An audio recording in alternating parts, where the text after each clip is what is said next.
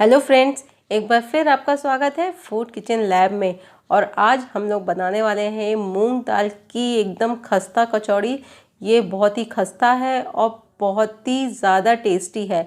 इस कचौड़ी को खाने के बाद आप मार्केट की कचौड़ी खाना भूल जाएंगे, इतनी टेस्टी है मूंग दाल की खस्ता कचौड़ी हमारी बनके तैयार हुई है।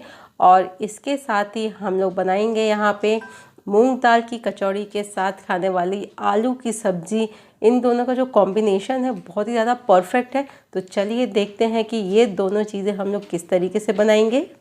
तो सबसे पहले हम लोग कचौड़ी के लिए डो बना के तैयार कर लेते हैं।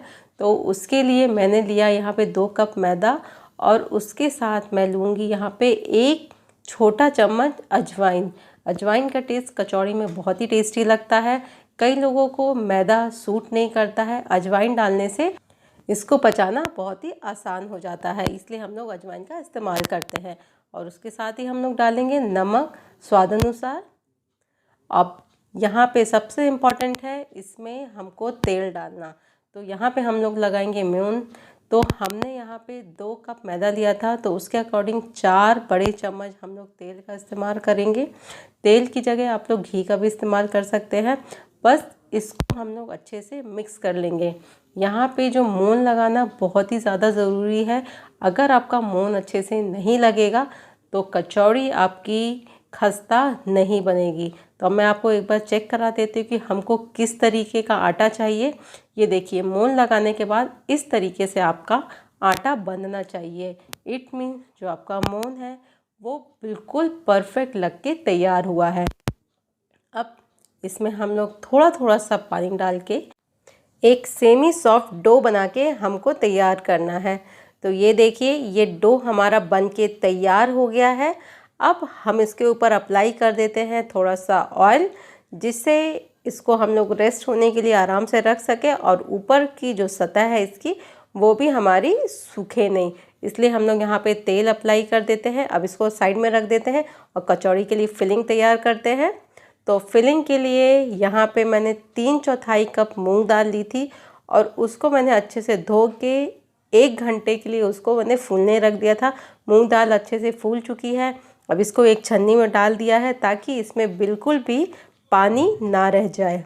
अब इसको डालते हम लोग एक मिक्सी में, क्योंकि इसको हमको पीसना है। ध्यान रखिएगा, पीसते समय हम लोग बिल्कुल भी पानी का इस्तेमाल नहीं करेंगे और इसको हमको दरदरा पीसना है। बस मिक्सी को 1 या 2 ही बार हम लोग इसको चलाएंगे और उतने में ही ये मूंग दाल हमारे पीस के तैयार हो जाएगी। तो ये देखिए, मैंने मूंग दाल पीस ली है। आपको मूंग दाल के दाने भी दिख रहे होंगे। तो इसी तरह की हमको मूंग दाल चाहिए। अब इसकी स्टफिंग तैयार कर लेते हैं। तो उसके लिए एक लेंगे हम लोग पैन या कढ़ाई लेंगे और उसमें हम लोग डालेंगे तेल। और जब तेल हमारा अच्छे से गर्म हो जाएगा तब हम लोग उसमें डालेंगे कुछ खड़े मसाले। तो उसमें हम लोग लिया है ज़ीरा, सौंफ और इसके साथ ही हम लोग ने दिया है यहाँ पे खड़ी धनिया। खड़ी धनिया को हम लोग ने थोड़ा सा कूट लिया है, उसका हम लोग यहाँ पे इस्तेमाल करेंगे। अब इन तीनों चीज़ों को हम लोग बिल्कुल मीडियम फ्लेम पे थोड़ा सा भूंज लेते हैं। इससे इसका जो टेस्ट है और भी ज़्यादा बढ़ जाता है। तो ये तीनों चीज़ें आपस में अच्छे से भूंज गई है। अब हम लोग इसमें डालेंगे थोड़ी सी हींग। इसको डालने के बाद ही हम लोग थोड़ा सा भूंज लेते हैं। अब इसमें हम लोग डालेंगे बेसन। यहाँ पे बेसन बहुत ही इम्पॉर्टेंट है। बेसन हमको मूंग दाल को बाइंड करने में काम आता है। तो यहाँ पे हम लोग कच्चा बेसन इस्तेमाल कर रहे हैं। तो यहाँ पे तेल में डाल के हम लोग उसका थोड़ा सा भून लेते हैं, इससे इसका कच्चापन चला जाता है। तो बिल्कुल धीमी आंच में हम लोग बेसन भुनेंगे। जब बेसन हल्का सा भून जाएगा तब हम लोग उसमें कुछ मसाले ऐड करेंगे। मसाले में थोड़ा सा धनिया पाउडर, हल्दी पाउडर और थोड़ी सी लाल मिर्च पाउडर, और इसके साथ ही हम लोग इस्तेमाल करेंगे थोड़ा सा गरम मसाला। थोड़े से अमाउंट में डालेंगे भुना हुआ ज़ीरा और इसके साथ ही हम लोग डालेंगे थोड़ा सा अमचूर पाउडर। अब इन सारे मसालों को भी हम लोग बेसन में डाल के मिक्स कर देते हैं और इसको अच्छे से भून लेते हैं ताकि जो मसालों का कच्चापन है वो भी चला जाए। तो यहाँ पे हम लोग बिल्कुल धीमी फ्लेम का इस्तेमाल करेंगे मसालों को भूनने के लिए। और इसके बाद हम लोग इसमें डालेंगे नमक।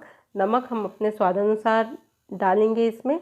और जब सारे मसाले अच्छे से भून जाएंगे तो हम लोग ने जो मूंग दाल पीस के रखी हुई थी उसको हम लोग इसमें डाल देते हैं और हम लोग बिल्कुल धीमी फ्लेम में इसको मिक्स करके अब थोड़ा सा भूंजेंगे।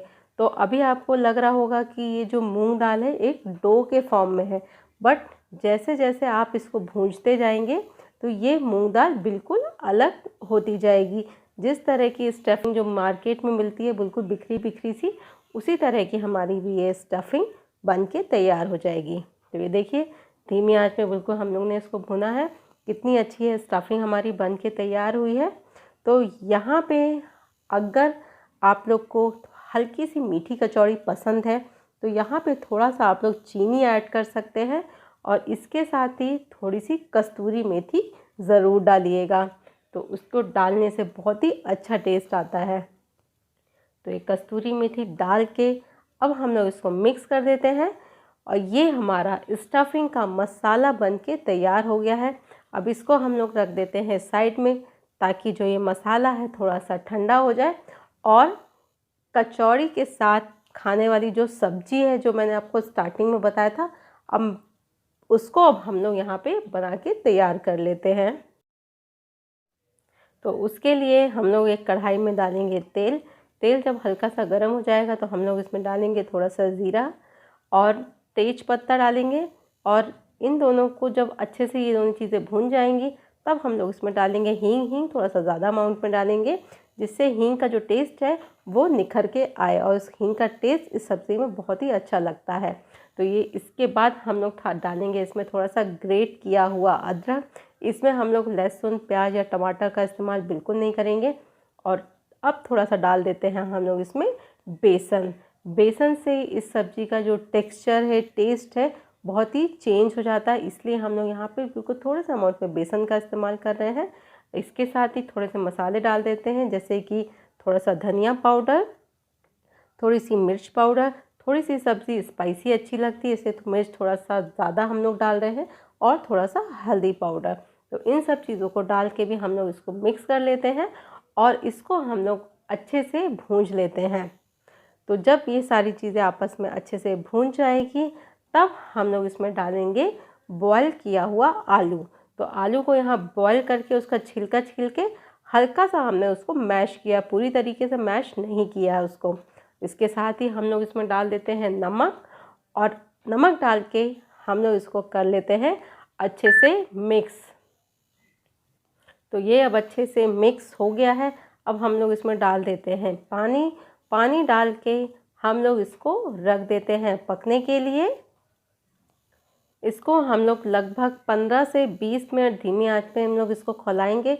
इससे जो बेसन का टेस्ट है बेसन भी हमारा बहुत अच्छे से पक जाता है और जो सब्ज़ी है वो भी हमारी अच्छे से गाढ़ी हो जाती है और बहुत ही टेस्टी लगती है। तो ये देखिए हम लोग ने इसको 20 मिनट तक धीमी आंच में पकाया है।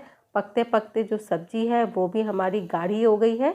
और सबसे आखिरी में हम लोग डालेंगे इसमें थोड़ा सा गरम मसाला और गरम मसाले के साथ हम लोग इसमें डालेंगे थोड़ी सी कस्तूरी मेथी।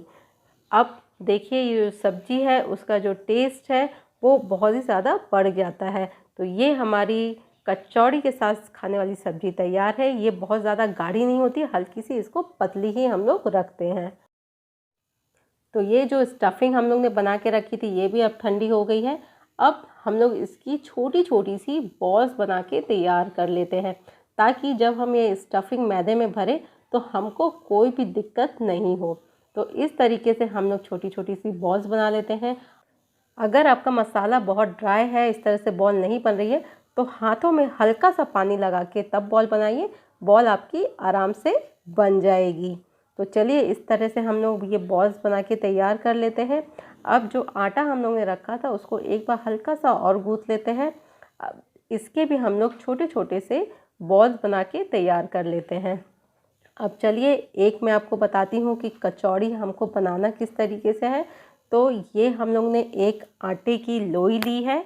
अब इसको इस तरीके से, जिस तरीके से हम लोग पराठा बनाते हैं उस तरीके से हमको इसको उंगलियों और अंगूठे की हेल्प से इसको हमको थोड़ा सा बढ़ाना है। और जब ये थोड़ा सा बढ़ जाएगा तब हम लोग जो ये हम लोग ने मसाले की बॉल बना के रखी है उसको हम लोग अंदर डाल देंगे और इसको हम लोग इस तरीके से, जैसे हम लोग पराठे को बंद करते हैं, सेम वही प्रोसेस से हमको इसको भी बंद करना है। और ऊपर का जो एक्स्ट्रा हमारा मैदा होगा उसको हम लोग निकाल लेंगे, या चाहे तो उसी में हम लोग प्रेस भी कर सकते हैं। तो ये देखिए, ये हमारी एक कचौड़ी बन के तैयार हो गई है। बट अभी हमको इसको हल्का सा बेलना बाकी है। तो इस तरीके से हम लोग बिल्कुल हल्के हाथों से इसको बेल देते हैं, बहुत ज़्यादा पतला नहीं करेंगे, ये हल्का सा मोटा ही हम लोग इसको रखेंगे। तो ये देखिए, ये हमारी कचौड़ी बनके तैयार हो गई है। इसी तरीके से बाकी की कचौड़ियाँ भी हम लोग बना लेते हैं। अब इसको तलने के लिए हम लोग तेल गरम कर लेते हैं। तो ये कढ़ाई में हमने तेल डाला है, तेल हमारा गरम हो गया। बहुत ज़्यादा गरम तेल की इसमें ज़रूरत नहीं है। जब तेल हल्का गरम हो जाएगा तब हम लोग गैस की फ्लेम को बिल्कुल स्लो कर देंगे और बिल्कुल धीमी आंच में हम लोग को कचौड़ियों को तलना है। और कचौड़ियों को पलटते समय ध्यान रखिएगा कि जब ये अपने आप ऊपर आ जाए तभी इसको पलटिएगा। तो बिल्कुल धीमी आंच में हम लोग इसको तलते जाएंगे, जिससे जो ये कचौड़ी है हमारी एकदम खस्ता बनके तैयार होगी। तो आप देख रहे हैं कितनी अच्छी ये फूली फूली कचौड़ी हमारी बनी हुई है। तो इसी तरीके से आप भी अपने घर में इन कचौड़ियों को ज़रूर ट्राई करिएगा। इन कचौड़ियों को खाने के बाद आप जो मार्केट की कचौड़ी खाते हैं वो खाना बिल्कुल भी भूल जाएंगे। तो इसी तरीके से बाकी की कचौड़ियाँ भी हम लोग बना के तैयार कर लेते हैं। तो चलिए अब मैं आपको दिखाती हूँ कि कचौड़ी कितनी हमारी खस्ता बनी है। तो एक कचौड़ी मैं अब आपको तोड़ के बताती हूँ। तो ऊपर का जो कवर है बिल्कुल भी सॉफ्ट नहीं है, बहुत ही खस्ता है और बहुत ही आराम से ये टूट गई है। आप देख रहे हैं इसका खस्तापन। तो ये कचौड़ी बहुत ही टेस्टी है। और सबसे बड़ी बात कि हम लोग घर में जब कोई भी चीज़ बनाते हैं तो वो बहुत ही ज़्यादा शुद्ध होती है। तो इस कचौड़ी को आप लोग अपने घर में ज़रूर ट्राई करेगा। और ये मेरी रेसिपी आप लोग को कैसी लगी मुझे कमेंट सेक्शन में ज़रूर बताइएगा। तो तब तक के लिए bye bye and take care.